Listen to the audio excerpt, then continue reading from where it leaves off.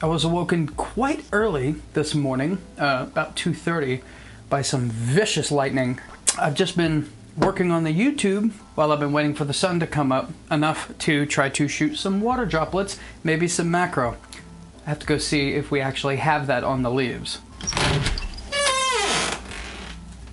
If you don't shoot a lot of this kind of photography, then you might not know that there's a certain type of rain that works best. If it rains too hard, it knocks other water droplets off of the leaves and things like that. It has to be a very gentle rain, which we did not have. I am hoping, however, it lightened up. That's not the kind that you want. That there is pretty good. I'm not gonna be able to do macro with the wind though. Might have to do shallow depth of field, which is also going to be extremely difficult. It's kind of hard to see on this corny Sony color, but there are some right there. Something like that might be cool too. Got some pretty good stuff going on right there. Might be able to pull off a macro. It's gonna be hard to stack it though. Ooh, ooh, ooh, ooh, ooh, ooh, ooh, ooh, ooh. Cool. Got one more spot that I want to look. So anybody that drives by is gonna wonder why this freak is kneeling down in front of a house in a drizzle at like 7 o'clock in the morning. Hello. How you doing? Ooh. That's where I want to be. Sold. We're doing it. Okay, so what gear? I think what I'm gonna do for the ones that I think I can get away with the macro, I'm gonna do the Nikon Z8 and the Nikkor Z MC105 f2.8, but I think I'm also going to try some shallow depth of field photography with the Plena of all things. The Nikon Z8 is a hyper-versatile 45.7 megapixel, 5-axis stabilized, BSI stacked CMOS sensor camera. It's loaded with all kinds of variety of frames per second, even though we'll just be using 1 frame per second today. It's got an electronic shutter, which is crazy, but awesome, and a native ISO range of 64 to 25,600. It's my preferred camera anytime I've got to throw something on a tripod. The most incredible macro lens I've ever seen. The Nikkor Z MC 105mm f2.8 VRS. It has 16 elements and 11 groups, including 3 ED and 1 aspherical element, and an arsenal of coatings, including Arneo for ghosting and flare, super integrated for its benefit in color and contrast and flare control, nano crystal for ghosting and flare, and fluorine to repel dust, water, grease, and grime. All right, you lovely son of a guns. Let's go. Still might be a bit of a doozy getting some of these macro shots because I like to stack, but I might just do like a smaller stack. Oh, is it raining again? Looks like we're doing this in the rain. As I was saying, I like to stack 50, but I might have to settle for just less. This is not gonna work.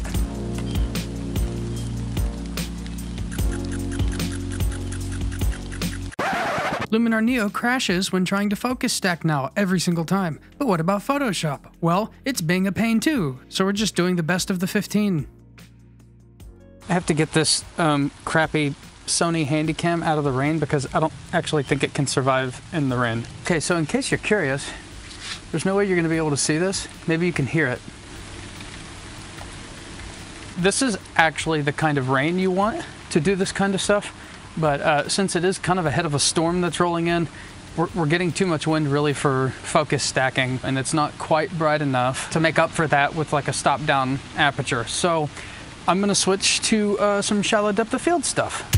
The 135mm f1.8 S Plena is kind of a rarity in that it achieves basically optical perfection and still has a character. Many of the Z lenses are close to optical perfection, but are actually kind of cookie cutter. Surgical precision, not pieces of art. It has 16 elements and 14 groups, of which 4 are ED, 1 is a spherical, and 1 SR element, which I learned is for precise chromatic aberration compensation. For coatings, we get Arneo, super integrated, and mesoamorphous, which combined give this lens huge control over ghosting and flare, and a little extra benefit to color and contrast. The Plena is such insane quality. Like, I'm just looking at that. It's such insane. You could just tell. You could tell through the viewfinder that it's just like on a totally different level. It just looks different.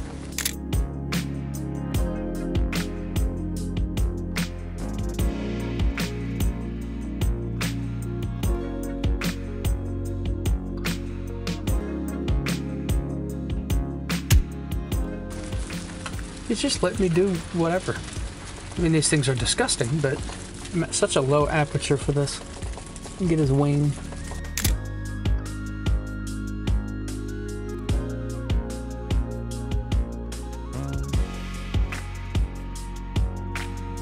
How close will let me get before he flies away?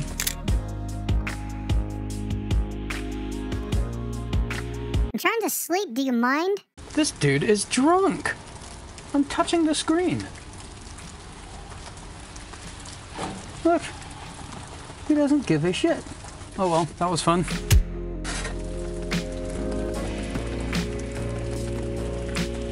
My coffee's gone cold. Here we are at these things again.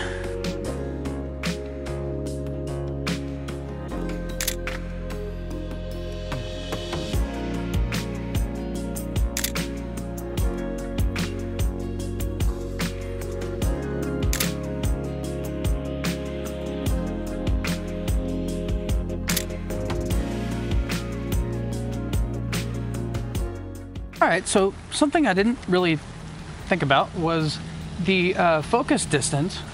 What the fuck is that droplet on my thing?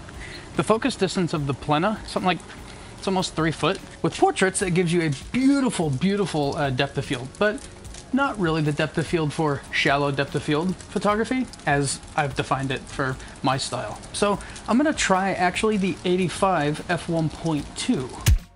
With its ultra-smooth tonal gradation, you'd think you're shooting with a medium format system. The super girthy 85mm f1.2 has 15 elements in 10 groups, one which is ED, and 2 that are aspherical. These elements have nano crystal coating for ghosting and flare, and super integrated coating for its benefit in color, contrast, and flare control. She is so thick. Try that old dude right there.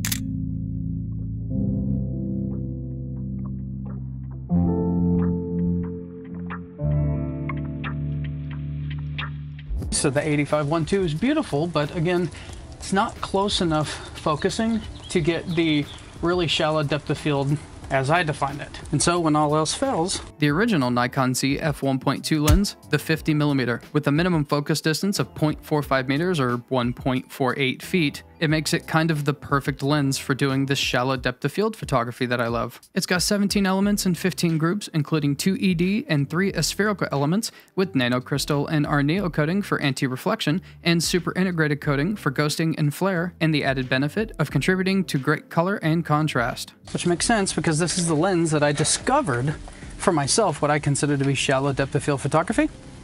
Yeah. I guess I'm just home. I forgot.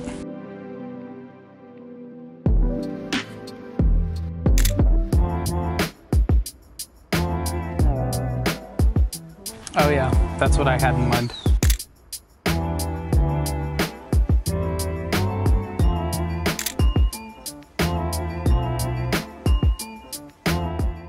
I'm so giddy with excitement. Almost forgot I wanted to get these little things up here.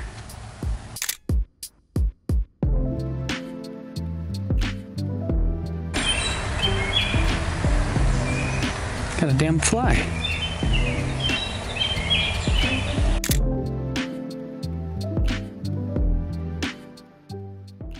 Okay, we're almost done and it's starting to rain again. There's a few things I wanted to shoot up here. A little tip for shallow depth of field if you want to give it a try. You want to find the minimum focus distance using continuous autofocus, but you don't want to shoot it at the minimum focus because it's not going to be as sharp. And so you want to find that minimum focus just by backing out slowly, and then once your indicator goes green showing that it's in focus, you just back up just a little more and then take your shot.